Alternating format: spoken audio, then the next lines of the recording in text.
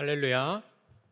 오늘도 주님의 큰 은혜와 만지심이 우리 가운데 풍성히 넘치게 되기를 소망합니다. 제가 지난번에 설교했었을 때가 4월 20일이었는데요. 지난 4월 20일 수요예배 설교 풍성한 심판이라는 제목으로 여러분들과 함께 말씀을 나누고 집에 돌아갔는데 임신했던 아내가 이제 배가 많이 아프다고 이야기를 하더라고요.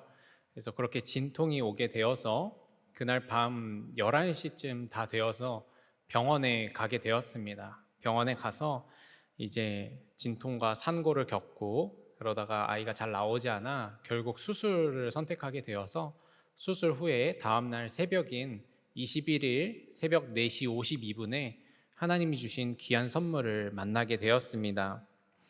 아이를 처음 본 순간 저는 제 안에서 하나님과 아내를 제외한 소중했던 모든 것들의 순위가 다 내려가는 것을 좀 경험하게 되었습니다. 아이를 만나고 나니까 그제야 어른들이 하시는 말씀이 이해가 되더라고요. 눈에 넣어도 안 아플 것 같다. 저는 전에는 솔직히 눈에 넣으면 아프지 라고 생각을 했는데 이제 그 말이 조금 이해가 되는 것 같습니다. 정말 눈에 넣어도 안 아플 것 같았습니다. 이런 귀한 경험을 하면서 이제 마음으로 생각했습니다. 야, 내가 이 아이를 보는 것처럼 하나님도 나를 이렇게 사랑하시겠구나.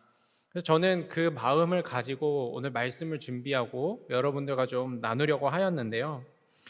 말씀을 묵상하고 기도하는데 주님이 주시는 다른 마음이 있었어요. 그건 무엇이었냐면 내가 너희를 사랑하는 건 그 정도 수준이 아니다 라는 마음이었습니다. 하나님은 우리를 사랑하시는데 단순히 한 부모가 자신의 아이를 사랑하는 수준으로 사랑하시는 게 아니라 그보다 더 사랑하신다라는 마음이었습니다. 하나님의 사랑을 조금 더 정확하게 표현을 하면 부모가 자신의 아이를 포기할 만큼 하시는 사랑이다라는 거지요. 오늘 우리가 읽은 요한복음 3장 16절 말씀은 그 사실을 분명히 하고 있습니다. 우리가 너무 잘 아는 말씀인데요. 한 번 더 읽어보면 하나님이 세상을 이처럼 사랑하사 독생자를 주셨으니 이는 그를 믿는 자마다 멸망하지 않고 영생을 얻게 하려 하심이라. 성경은 하나님이 세상을 사랑하시는데 그 아들 독생자를 주시기까지 사랑하신다라고 말하고 있습니다. 말씀을 잘 보십시오. 하나님이 독생자를 사랑하는 것처럼 세상을 사랑하는 것이 아니라 독생자를 주시기까지 사랑하신다라고 합니다. 우리를 위해 독생자를 주신 거예요. 여러분, 이 독생자가 누구입니까? 바로 예수 그리스도입니다. 예수님이죠.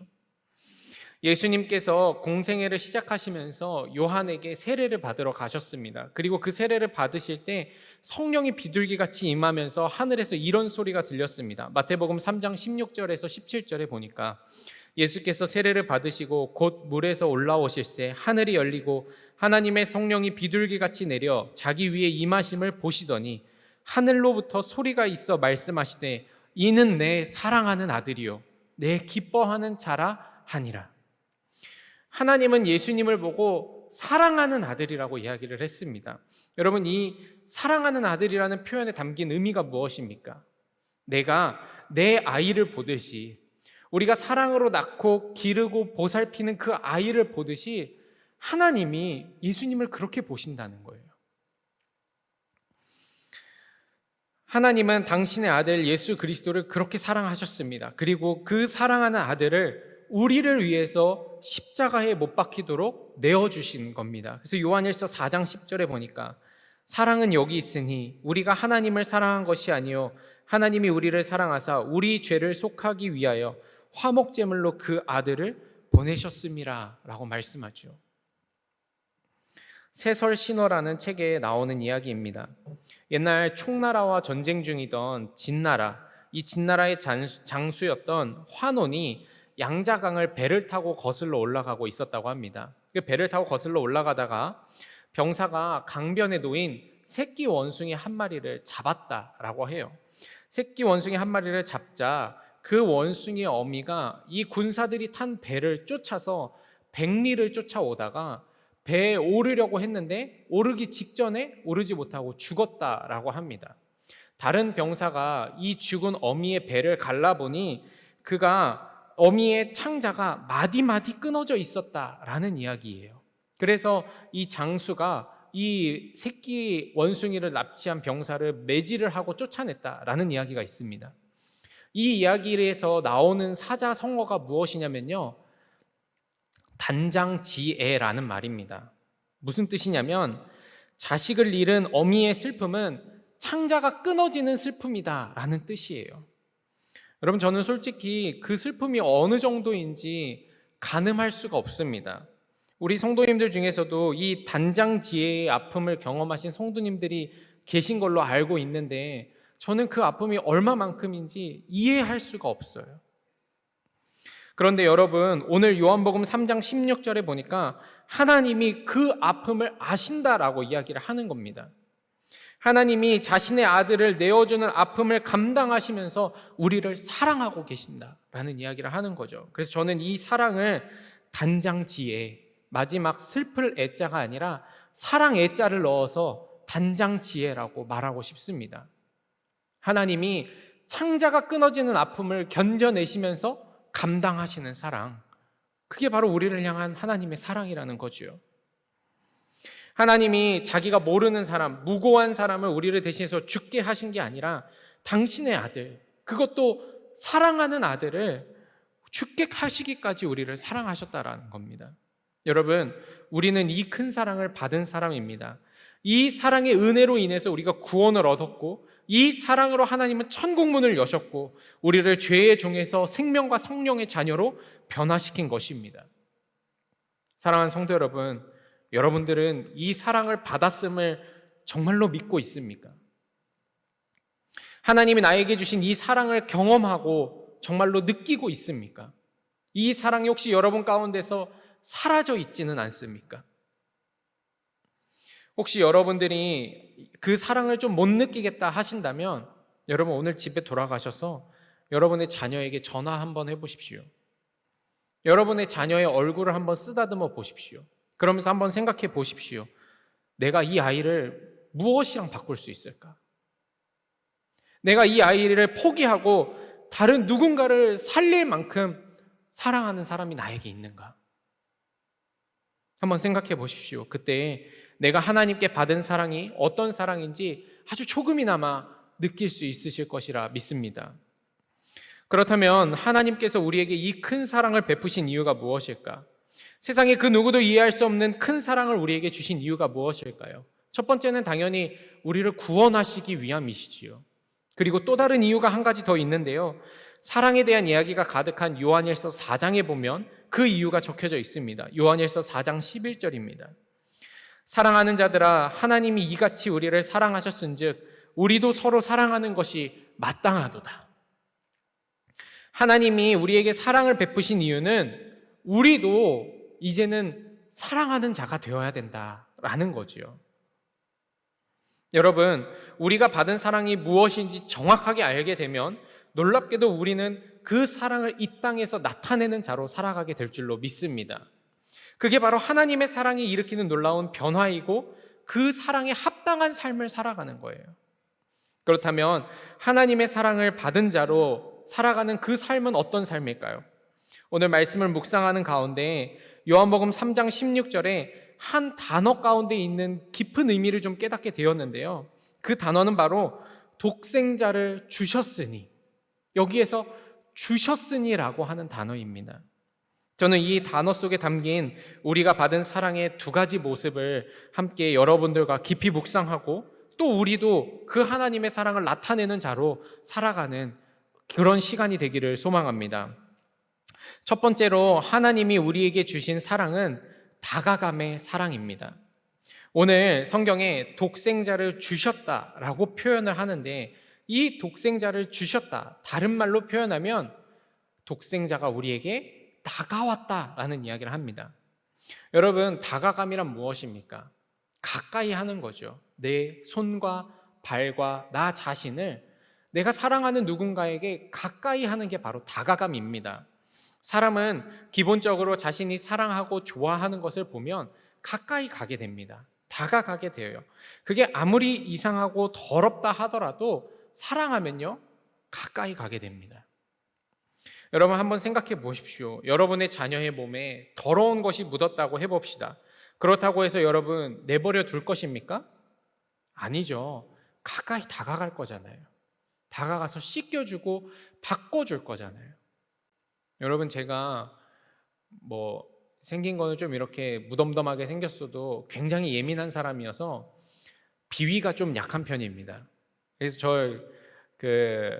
더러운 거 이런 거 잘 못 보고, 그런데 제가 얼마 전에 아이를 낳지 않았습니까? 애가 이제 변을 보는데요. 저는 제가 그 변을 닦아줄 줄은 몰랐어요. 제가 그 아이의 변을 닦아주더라고요.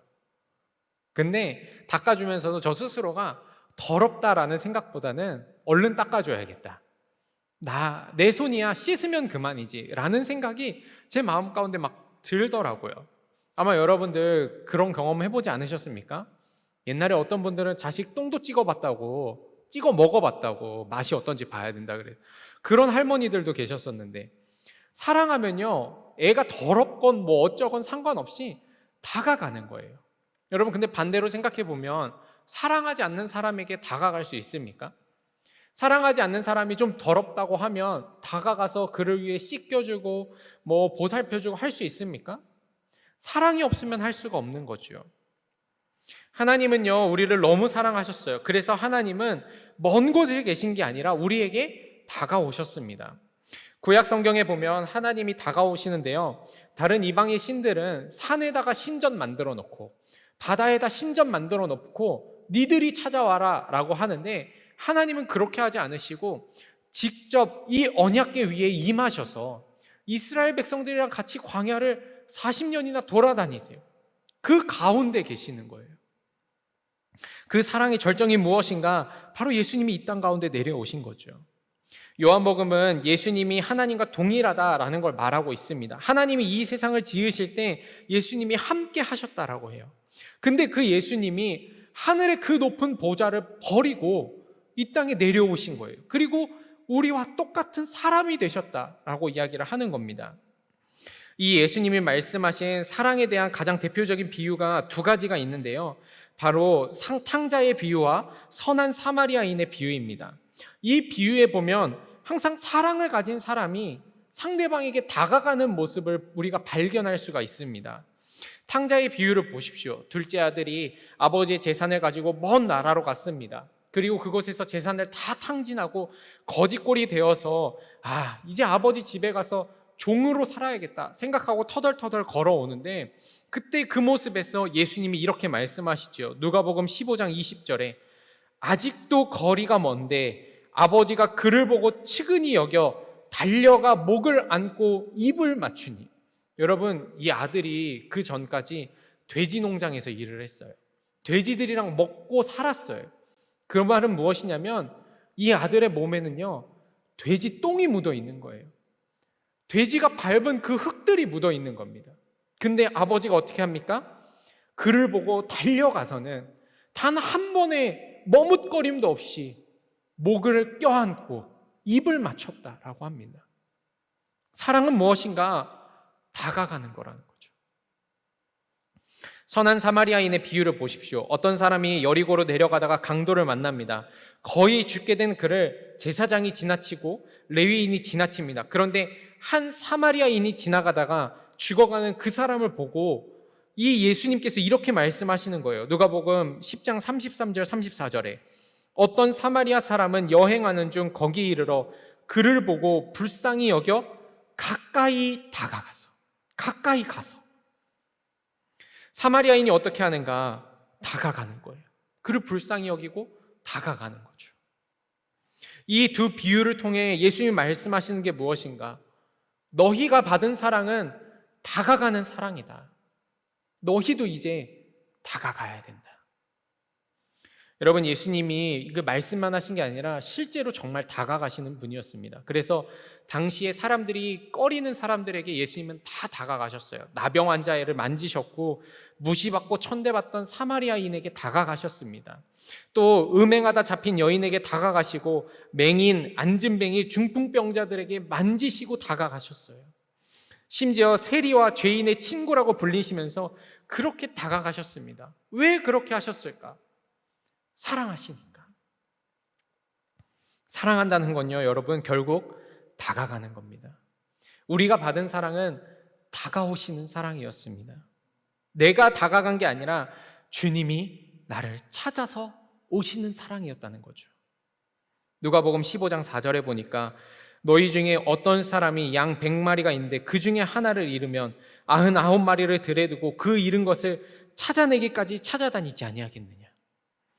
너희가 나를 찾아온 게 아니라 내가 너희를 찾으러 나간 것이다 라고 예수님이 분명히 말씀을 하신 겁니다.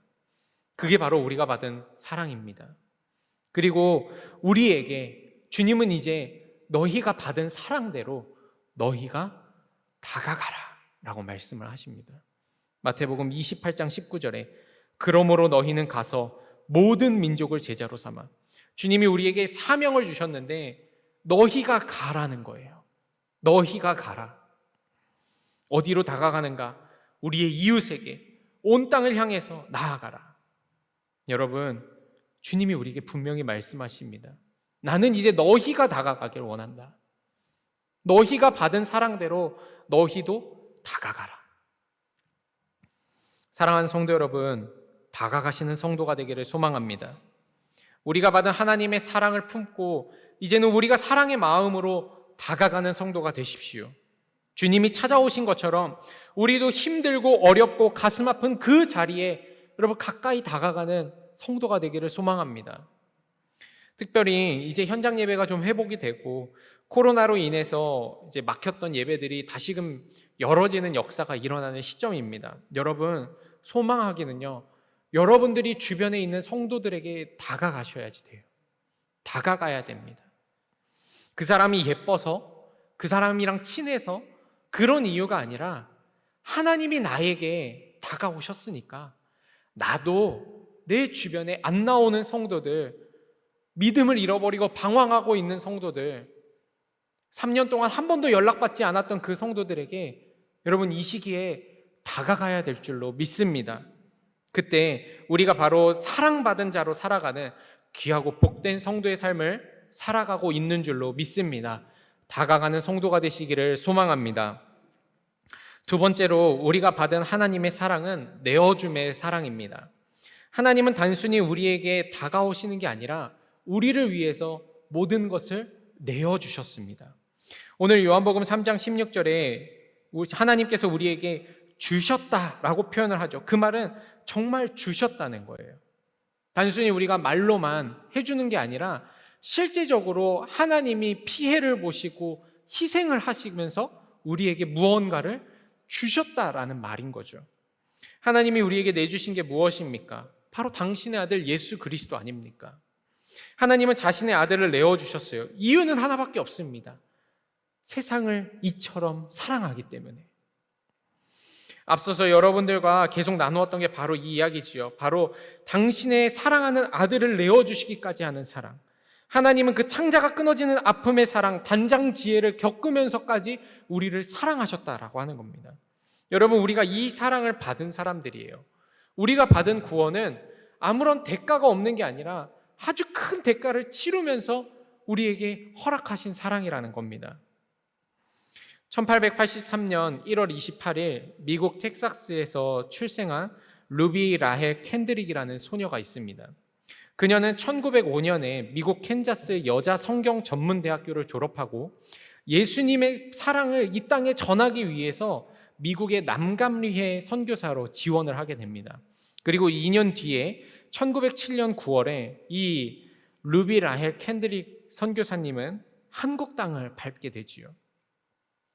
한국에서 그녀가 참 많은 사역을 감당했는데요. 황해도 개성의 한영학원에서 교사로 섬기고 또 개성 남부 감리교회에서 주일학교 교사로 이제 사역을 감당을 합니다. 열정이 있었고 정말 예수 그리스도의 복음을 전하고자 하는 뜨거운 마음을 가지고 복음을 열심히 전했습니다. 그런데 안타깝게도 1908년 8월 15일 조선에 온 지 채 1년도 되지 않은 그녀가 급성 맹장염에 걸려서 25살의 나이로 이 하나님의 부름을 받게 됩니다. 그녀가 서울에 있는 양화진에 안치된 첫 번째 선교사라고 하는데, 그녀가 자신의 묘비에 적은 말이 우리의 마음을 참 뜨겁게 만들어요. 그녀는 자신의 묘비에 이렇게 적었습니다. 만일 나에게 1000개의 목숨이 있다면 나는 그것을 모두 한국에 주고 싶습니다. 여러분 한번 생각해 보십시오. 미국에서 태어난 그 소녀가 이 땅을 사랑하고 이 땅을 향해서 자신의 목숨을 내어주었습니다. 뿐만 아니라 1000개가 있으면 다 주겠다, 그렇게 이야기를 하는 겁니다. 대체 그가 왜 그렇게 할까? 1000개의 목숨까지 다 주고자 하는 이유가 무엇일까? 그녀가 하나님의 사랑을 받았기 때문에 그래요.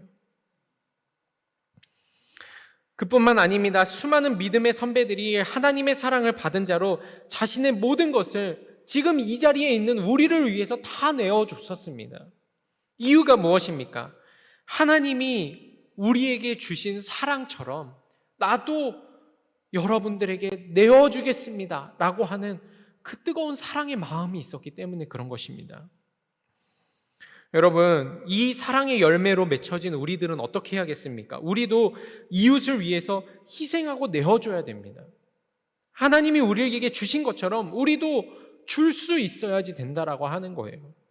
사도 야고보는 초대교인들을 향해서 사랑의 마음으로 내어주지 않고 희생하지 않는 그 모습을 보고 아주 강하게 질책을 합니다. 야고보서 2장 15절에서 17절에 만일 형제나 자매가 헐벗고 일용할 양식이 없는데 너희 중에 누구든지 그에게 이르되 평안히 가라, 덥게 하라, 배부르게 하라 하며 그 몸에 쓸 것을 주지 아니하면 무슨 유익이 있으리요? 이와 같이 행함이 없는 믿음은 그 자체가 죽은 것이니라. 사도 야고보는 분명히 말합니다. 말로만 하지 마라. 예수님이 너희를 위해서 실제로 십자가를 지신 것처럼 너희도 너희의 이웃을 위해서 사랑의 마음을 가지고 희생해야 된다 라는 이야기를 하는 겁니다. 여러분, 우리가 사랑을 받았다면 어떻게 해야 됩니까? 내어줄 수 있어야 될 줄로 믿습니다. 우리가 받은 사랑은 내어주는 사랑이었습니다. 이제 우리도 내어주는 사랑을 해야 됩니다. 성도 여러분, 여러분의 것을 내어주십시오. 정말로 내어주십시오. 물질도 내어주시고, 여러분, 물질만이 아니라 마음도 내어주십시오. 때로는 어떤 사람이 나로 하여금 감정적으로 너무 소모하게 만들 수도 있어요. 여러분, 그래도요, 내어주십시오. 또 시간도 내어주십시오. 여러분, 누가 만나자고 하면 사실 뭐 좋을 때도 있지만 귀찮을 때도 있잖아요. 만나기만 해서 뭐해? 만나면 또 그 소리. 진 빠져. 여러분, 그렇다 하더라도 사랑의 마음으로 한 번쯤은 내어주십시오. 여러분들 헌신도 내어주시고, 여러분들이 가지고 있는 것들이라도 여러분 한 번쯤은 여러분들의 이웃에게 내어주시는 성도가 되시기를 소망합니다. 그 내어주는 성도를 통해서, 그 내어주는 교회를 통해서 하나님은 이 땅을 변화시키고 감동시키고 예수 그리스도의 복음의 역사를 이루어 가시는 줄로 믿습니다. 소망합니다. 우리 교회와 성도가 이 충주 지역에 참 아낌없이 잘 내어주는 교회로 소문나게 되기를 소망합니다. 이 내어줌의 사랑이 우리 가운데 넘쳐날 때 하나님의 사랑을 실제적으로 나타내는 귀하고 복된 성도와 교회가 될 줄로 믿습니다. 사랑하는 성도 여러분, 하나님이 우리를 사랑하셔서 우리에게 사랑을 주셨습니다. 그 사랑은 독생자를 십자가에 달려 죽게까지 하신 사랑입니다. 우리가 받은 사랑이 바로 그 사랑입니다. 하나님이 독생자를 포기하신 사랑, 사랑하는 아들을 희생하시기까지 하신 사랑, 그 사랑을 우리가 받았습니다. 이제 우리의 차례인 줄로 믿습니다. 사랑하는 마음으로 다가가는 성도가 되십시오. 사랑하는 마음으로 내어주는 성도가 되십시오. 이 다가감의 사랑과 내어줌의 사랑이 우리 가운데 풍성히 넘칠 때 우리가 받은 사랑을 이 땅 가운데 빛나게 하는 주님의 귀한 성도요 교회가 될 줄로 믿습니다. 받은 사랑을 이 땅에 나타내는 귀하고 복된 성도가 되시기를 소망합니다. 기도하겠습니다.